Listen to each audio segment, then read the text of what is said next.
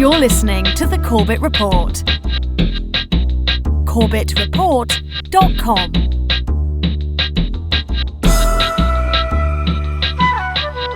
All right, friends, welcome back to the broadcast. Welcome back to Corbett Report Radio. Sorry about those technical difficulties getting connected there, but we are online. I am James Corbett of CorbettReport.com, coming to you once again, as always, from the sunny climes of Western Japan. So I'd like to thank you all for tuning in for tonight's broadcast. We have an interesting hour of the program lined up for you tonight, as we're going to be traveling digitally to another hemisphere of the globe. We're going to travel down south, and we're going to talk to our good friend Matias Rojas from Chile.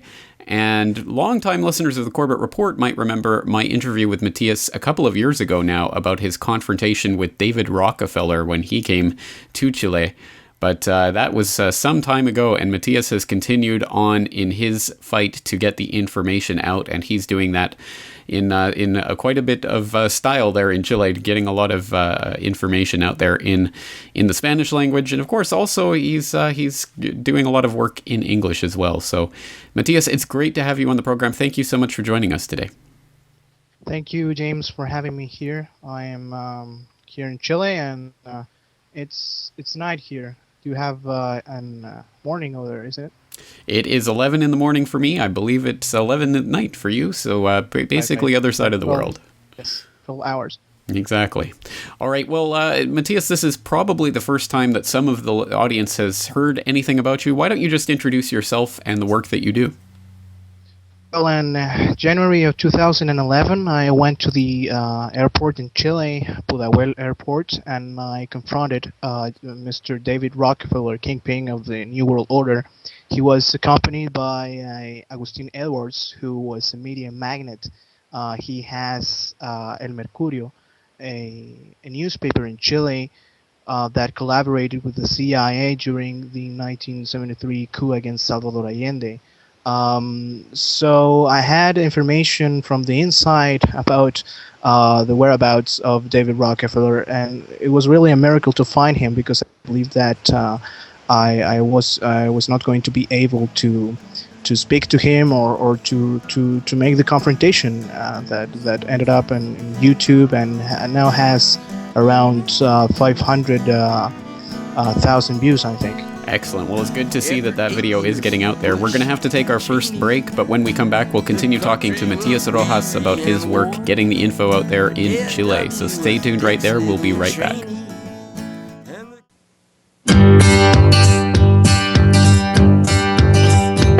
Afghans in Afghanistan, Vietnamese in Vietnam, Iraqis in Iraqi land. All right, friends, welcome back. Welcome back to Corbett Report Radio. I'm your host, James Corbett of CorbettReport.com. Tonight we're talking to Matias Rojas, an activist in Chile who is out there getting the truth out on a number of fronts, and as he was saying there before the break, had the chance to confront the New World Order kingpin himself, David Rockefeller. And that video is online. It's had 500,000 views so far and counting, so I hope people will check that out if they haven't done so. It was quite an intense, dramatic confrontation, and not the usual kind of polite confrontation that I'm sure David Rockefeller is used to in his day-to-day life. Just briefly, tell us a little bit about what it was like confronting him. What did it feel like? How was that? I mean, really, it was cool. And first of all, I believe that I was going to speak to him nicely and, to ask him some difficult questions. But in the start, he smiled, and I felt like, I don't know, I lost control of myself. So then I started to tell him that, live Chile now, and then I found out that Agustin Edwards, a close friend of his, that, by the way, the Edwards family also has connections in banking with the Rothschild family, going back years and years and years, and they have been part of the Chilean elite. But once I noticed that he was inside the car as well, I also had some exchange with him, telling him that he was a traitor to Chile for being a collaborator with the U.S. in this dirty operations of the CIA in Chile during the 70s and 80s. Exactly right. And again, people can find that on YouTube. I believe it's something like Confronting David Rockefeller or some title like that. But just type in Rockefeller, Chile. I'm sure you'll find it in YouTube. I will put the link in the show notes for tonight's episode. So in case you can't find that link, it will be linked up there on CorbettReport.com. But let's move on to what you've been doing in the intervening couple of years. I understand that you have now started your own website there in Chile and are getting out the information through that website. Tell people about that.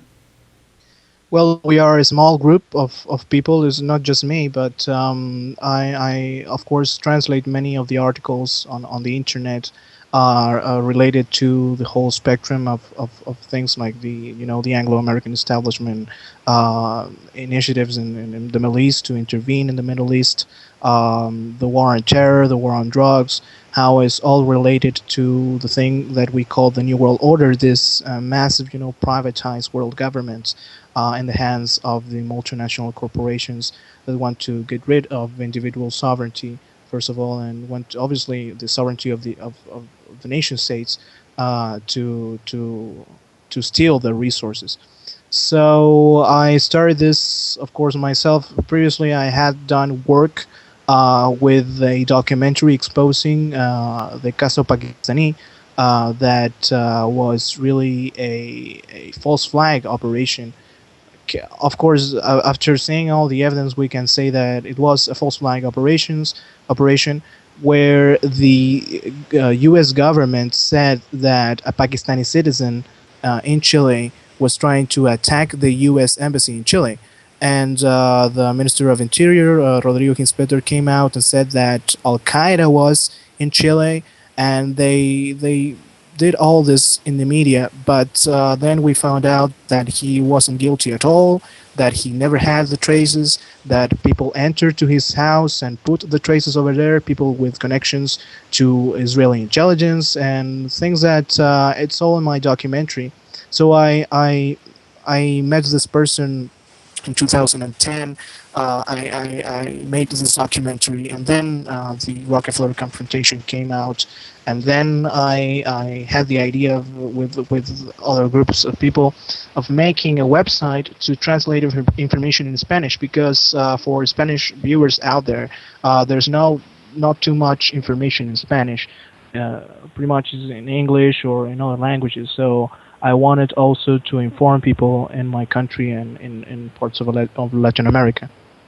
That's right, and you have been interviewing people. For example, I myself was a guest on your program there recently, so I would hope that people will at least check it out. Tell people where they can find that website again. Well, the website is www.verdadahora. That is in English is Truth Now, but you can go to my YouTube channel as well, NW Noticias, that also has some of the interviews that we have done to Adrián Salvucci, a political analyst in Argentina who has also exposed the New World Order over there and the influence of this corporate board called the New World Order. But you can find there also my documentary. This documentary I spoke earlier with English subtitles.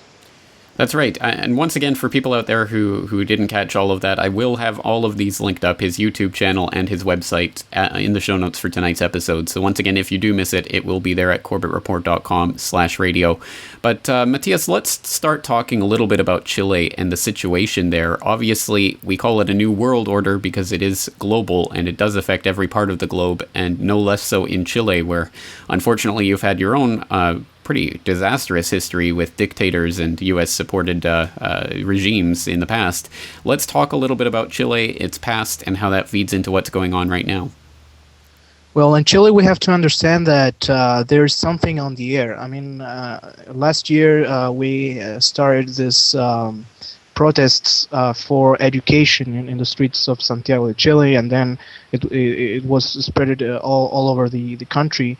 I think there is something on the air. I said again, because this, I think, is the start of a large, revolution or or to change the political system in Chile. We have both political coalitions, both the Concertación on one side, on the left supposedly, and the Alianza on the right.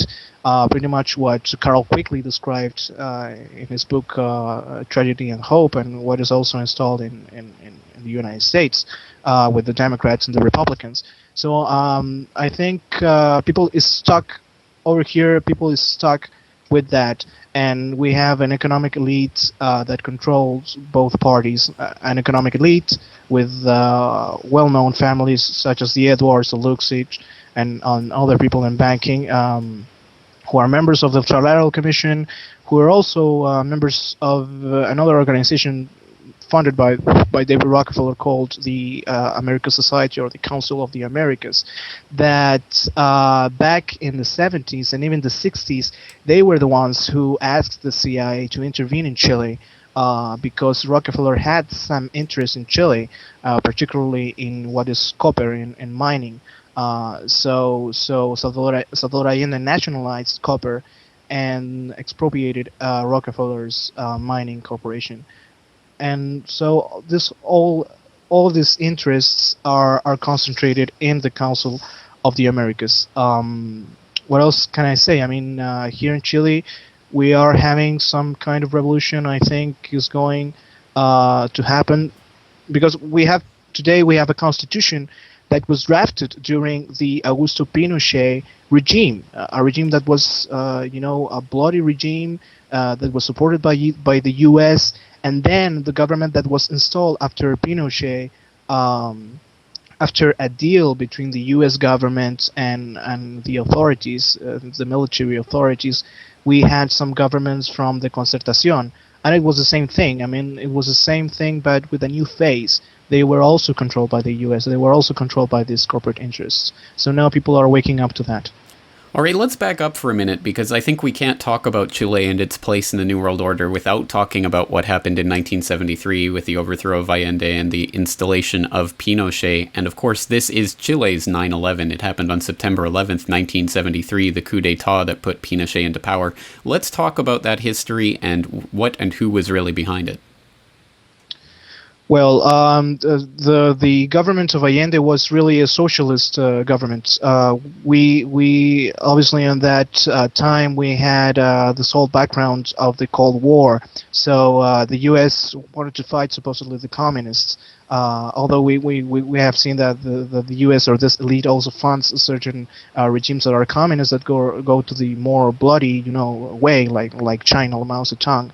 And Rockefeller owned support to Mao Zedong in a column that we have seen in the New York Times. But it wasn't about Allende being socialist, or it wasn't about Chile becoming a new Cuba, like many people said at that time. I do believe that there were some groups, but very small groups, that wanted that to happen. But really, the way that this worked, it was because many people in the U.S. and this Western elite knew that once Allende was put in power, the government of Allende was going to nationalize many of the resources in the hands of the corporations. So they saw this on the 60s. And the Ford Foundation, I think it was around 68, 67, that funded a program to like a poll to know how Chileans would think in front of a military intervention in Chile. How it was that that the people will react to a military intervention. That was eventually what happened. But in the 60s, they were envisioning how to take over Chile. So this was going back years before 1973. Agustin Edwards, a close friend to David Rockefeller, that was in that car that I confronted. He was an instrumental part. He's called by Richard Helms, former CIA head, like the CIA first asset in Chile. And he's still in Chile. He's still powerful. He has never been in jail. He has never been, pointed out by the authorities as the murder, the accomplice that he is to the murders that happened here in Chile. All right, hold on right there. We'll have to take a short break. We're coming up right against a break, but we'll be right back again discussing the history of Chile with Matias Rojas. Stay tuned right there. We'll be right back.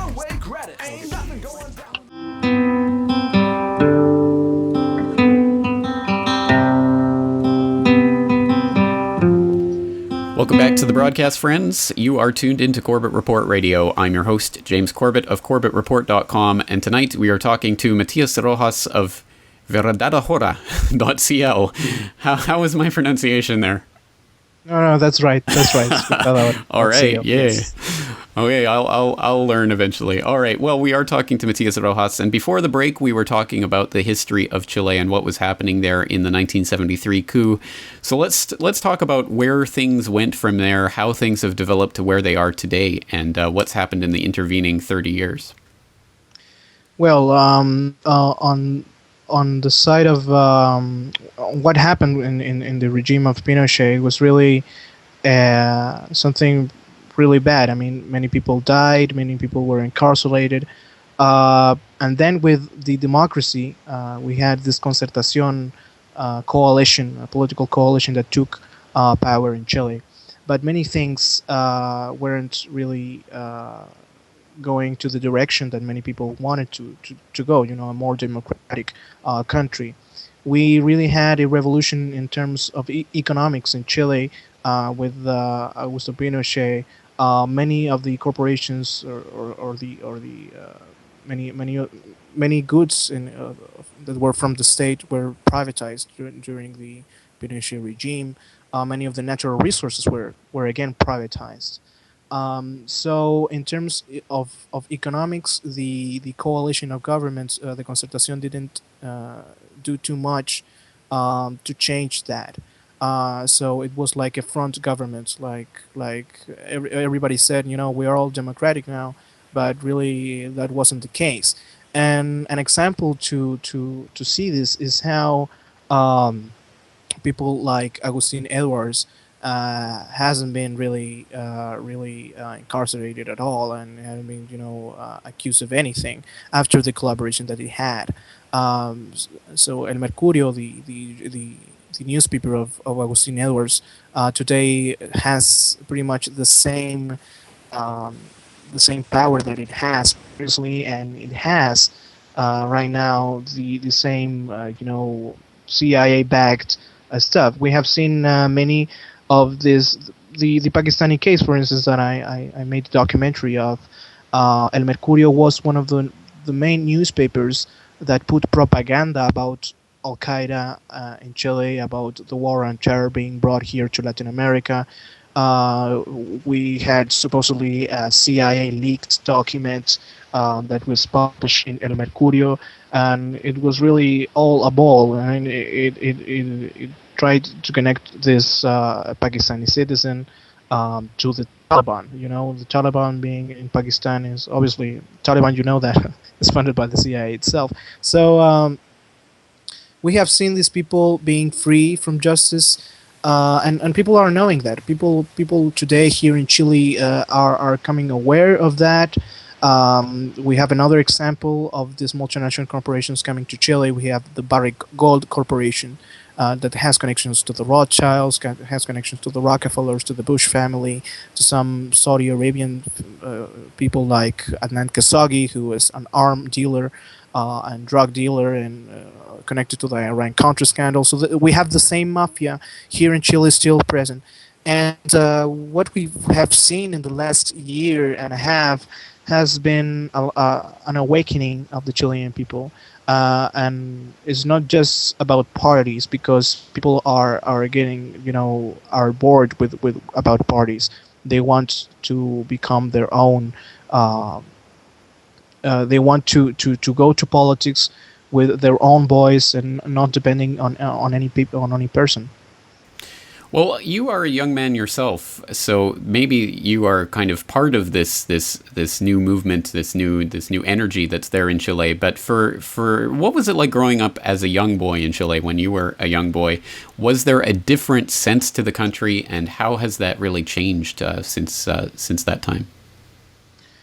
Well, it was very slow. I mean, when I had 12 years old, I became aware of the whole, how the politics, real politics work, and worldwide, because people believe that you are an isolated country and that your politicians are the ones that you choose and are the ones that are, representing the people. But once you find out that they are representing other interests, privatized interests, interests of people that have privatized power abroad, and that they are just not representing anybody.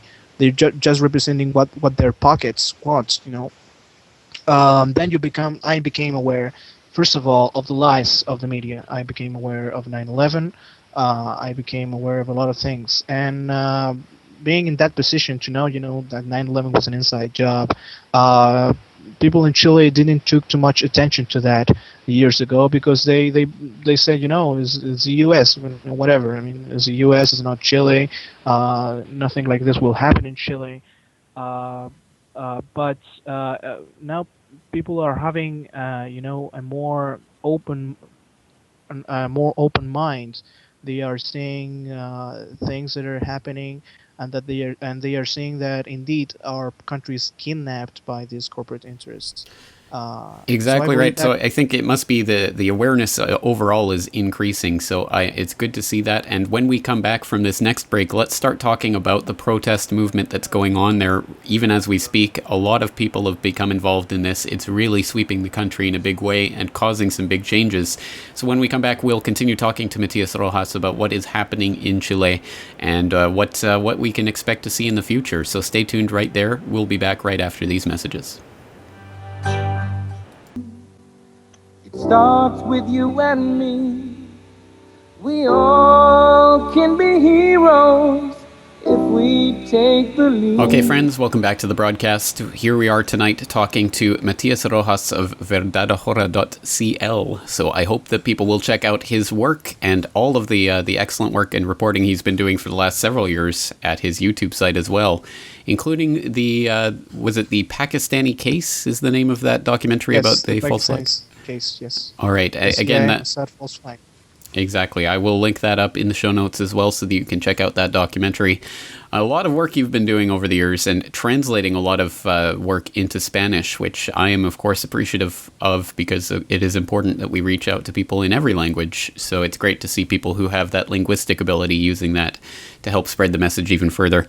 Well, just before the break, we were broaching the big student protest movement that's really taken over Chile and has really amassed some huge protests in the last month or two, including a protest just in late August that had up to 200,000 people marching through the streets of Santiago, not only students, but also members of the largest trade union in Chile. Let's talk about this latest round of protests, what they're about, and how they came together.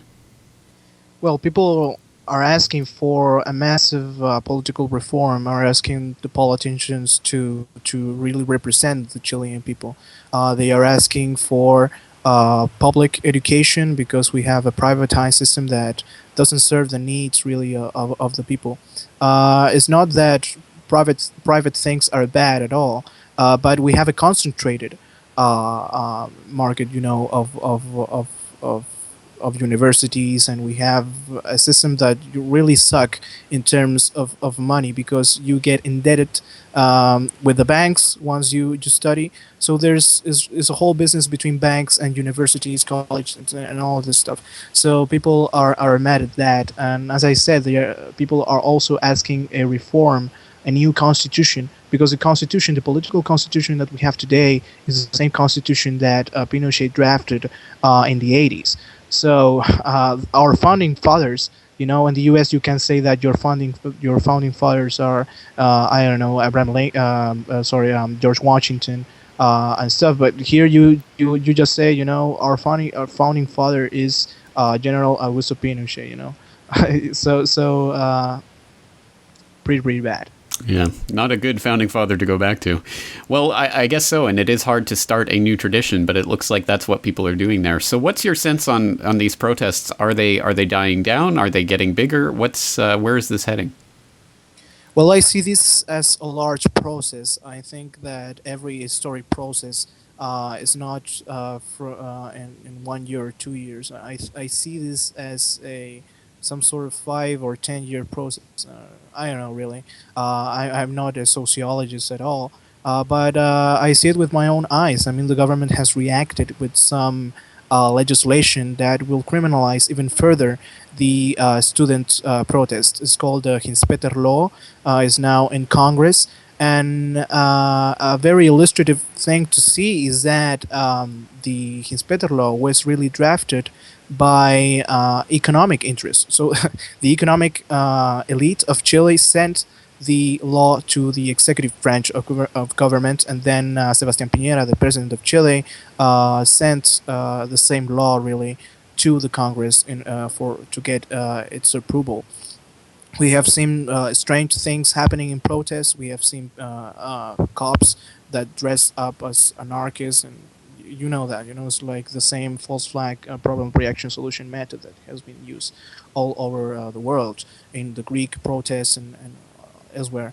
And I personally talked with Martin Almada, who is a lawyer from Paraguay. He was the one who founded the CIA documents related to the Operación Condor, the Condor plan of Henry Kissinger in the 70s, 60s, 80s in all over Latin America. That was a coordination between all the secret services of Latin America under the umbrella of the U.S.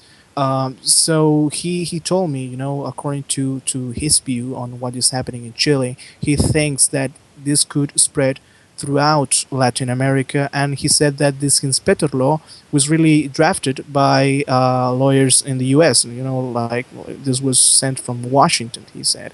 And indeed, we have seen some reforms in police to go into a more repressive state, into a more police state.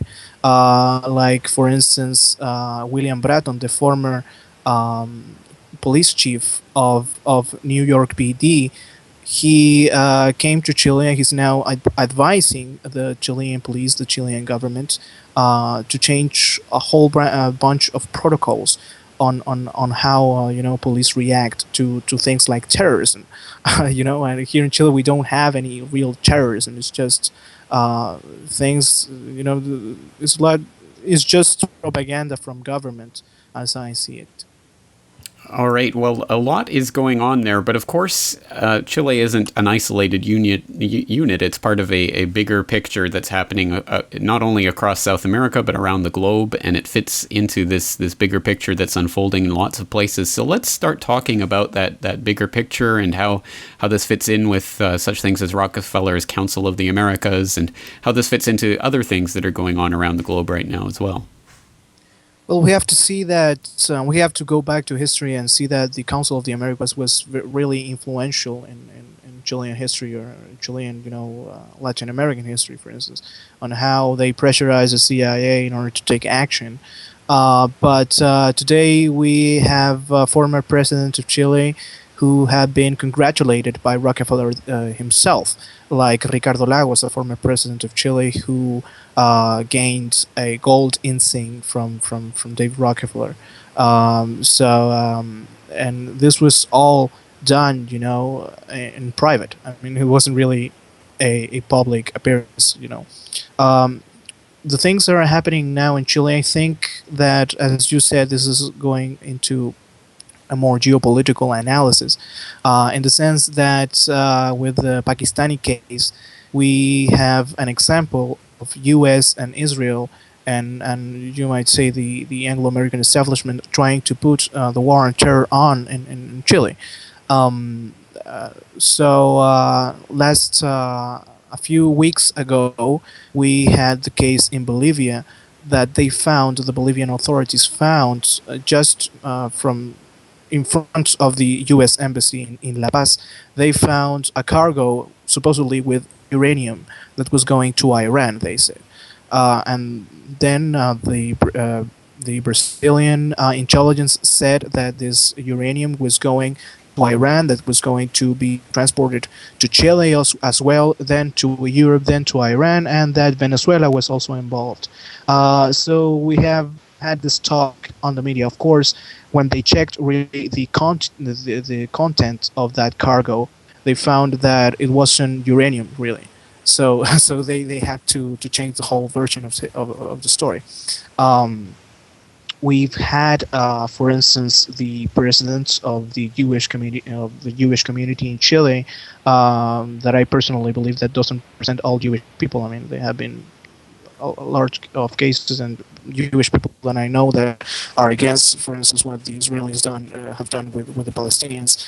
But he himself said, I think he more looked like a speaker of the state of Israel or the Israeli authorities. He said that the CIA, he admitted this in a interview with the Jerusalem Post a few weeks ago in August. He said that the CIA and the Mossad was having a watchful eye on some development in Iquique. That is a city in the coast north of Chile. And he said that maybe Al Qaeda was over there. That that Chile had some Al Qaeda people, and that they were going to attack some Jewish targets once a war starts between Israel and Iran. So I think they are preparing for something here in Chile. I think they are preparing for something in Latin America in order to say that we also have terrorism in Latin America, and somehow the U.S. also has to intervene here. So the U.S. has also intervened with other in other things like the U.S. government with the Chilean government signed a deal of cooperation after the earthquake of 2010. Do you remember the earthquake? I do, very much so, yes. An 8.8 earthquake in Chile. Many people have theories, by the way, that this was done by HARP or something like that. I'm not too supportive of that theory because I haven't seen enough proof. But whatever, the U.S. is taking advantage of this crisis to make deals with the Chilean government in order to in an eventual new earthquake, U.S. Southcom can deploy troops on the streets of Chile. So that is also very big threat that I think is on the air. And these treaties have been signed between the Chilean government and FEMA, the Federal Emergency Management Agency in the United States, that also has an approach to fighting terrorism and to fight all sorts of crises with homeland security in the U.S. So I think this is part of a large transformation of Chilean policies, security policies.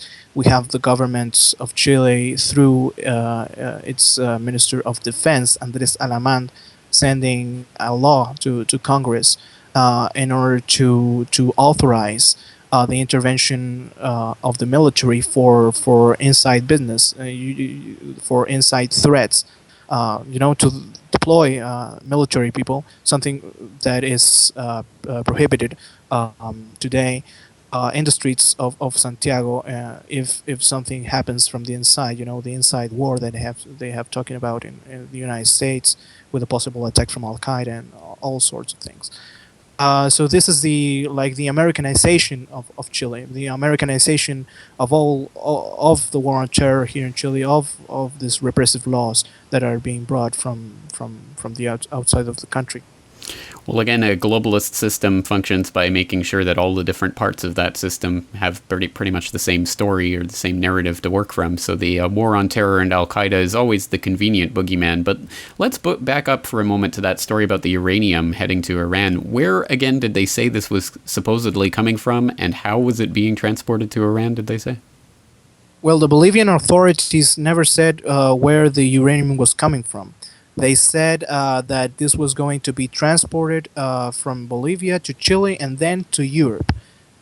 Then the Brazilian intelligence came out in a report in the Brazilian news, said that this was really a route of a uranium trafficking going from Bolivia to Iran with the support of the Venezuelan government of Hugo Chavez. So this is really, but we have been listening this thing from 2011, when in February a former official of the Bush administration called Roger Noriega said that the Pakistani citizen that was arrested in Chile in the U.S. embassy in 2010, that was really he was helped by Hugo Chavez government in order to achieve supposed terrorist goals, and that he wanted to blow up the U.S. embassy with some traces of explosives, supposedly. It was all a fraud, really. But they are trying to make a connection. They are trying to say that Iran wants to fund terrorists in South America with the help of the Venezuelan government. So that's the line. That is the talking point right now in South America. So I see it as a threat. I see that this could develop into a larger thing. I think that maybe they will stage something. Someday I think that they will say that, the Israeli embassy attack in Argentina in 1992, that according to Adrian Salvucci, the analyst that I spoke earlier, was a false flag event covered by Mossad agents. So for the presidents of the Jewish community in Chile to say that CIA and Mossad is doing espionage in Chile, and for U.S. or for Chilean authorities to be completely silent about this, I mean that's pretty bad. I am trying this interview is specific interview that I talked earlier of Chai Agosin, the president of the Jewish community, was done in English. So any non any media outlet in Chile copied the interview and put in a headline that he admitted that CIA and Mossad is in Chile. But I did, I work in a newspaper called Panorama News in Santiago. So I put that article over there, and it came in the news, but it didn't, make too much noise in Congress or in the Chilean authorities. Well, how does this all tie in, do you think, to the greater agenda of trying to ramrod some sort of free trade area of the Americas, or some sort of deal like that in place in South America? How does this all play into the global sort of economic game that's being played in South America right now? Well, there is a treaty. I don't remember exactly the treaty, but Piñera, the Chilean president, said that he was going to sign the treaty. I don't remember exactly the treaty, but this is going to be a multilateral treaty, and in that treaty, countries accept some of the internet regulations as well. Chile is one of the countries that has the most amounts of treaties of free trade agreements with other countries than the rest of the world. So it's a total globalized country, and this was done under the governments of the Concertación that were backed by the Council of the Americas, that were backed by David Rockefeller himself. So I think that the government is the current Chilean government, although is supposedly opposed to the previous government of the Concertación, is doing the same thing in terms of globalizing the country, of bringing in a new world order into Chile, both in the economic and both in the police state that we have seen in these protests. Well, again, as I said earlier, it's unfortunate, but it's true. This is a new world order, and for people who are out there thinking that there's somewhere to run to that will be free or safe from all of this, I think that's a pipe dream. It's happening in every part of the globe, and as we've seen this week from the various guests we've been talking to in different parts of the planet about different sectors of the globe, it is one big globalist system, and even there in Chile, it is still part and interconnected with that globalist system. And you have the same types of insiders who are are connected to the Trilateral Commission and all of these other types of organizations, up to their old usual tricks, trying to start false flag events and other things to ramrod the public into doing things they don't want to do. All right, let's come back from our break. We're up against our final break here, but let's come back to wrap things up tonight with Matias Rojas once again talking about what's happening in Chile. So just stay tuned right there. We'll be right back to talk in the final few minutes with Matias.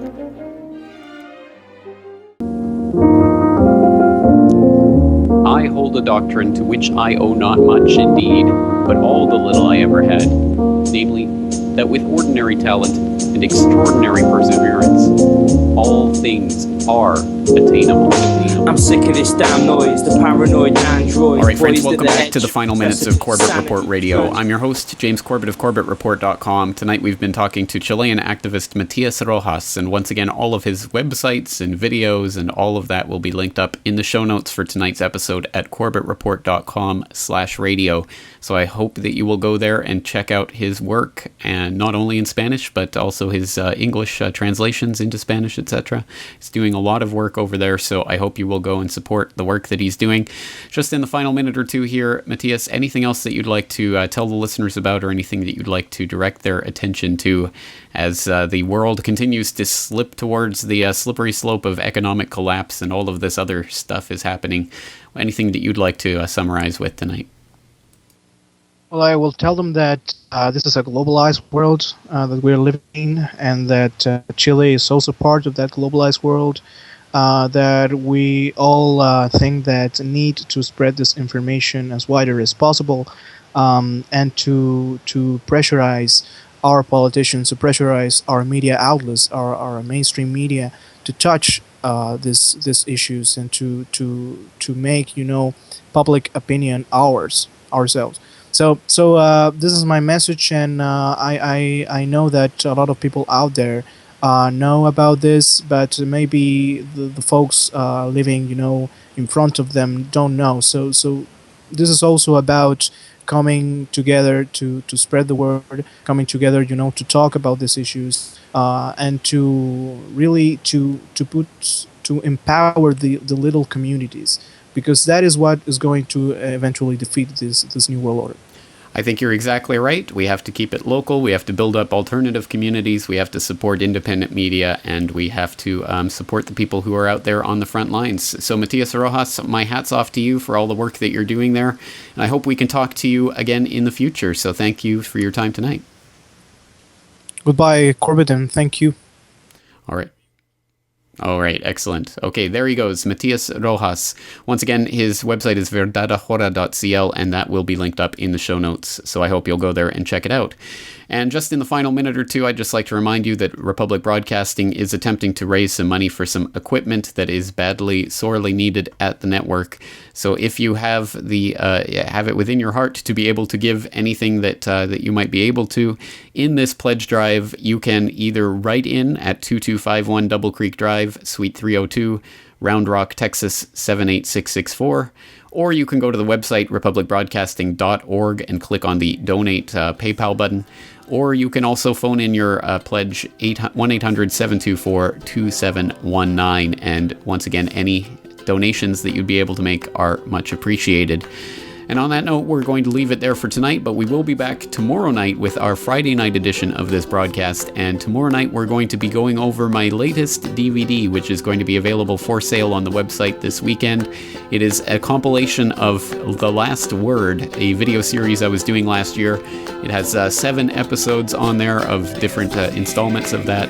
I think some very popular videos, so I hope that you will stay tuned for some excerpts from that, and we will be giving out 1 free DVD on air tomorrow night, so I hope you'll tune in for that.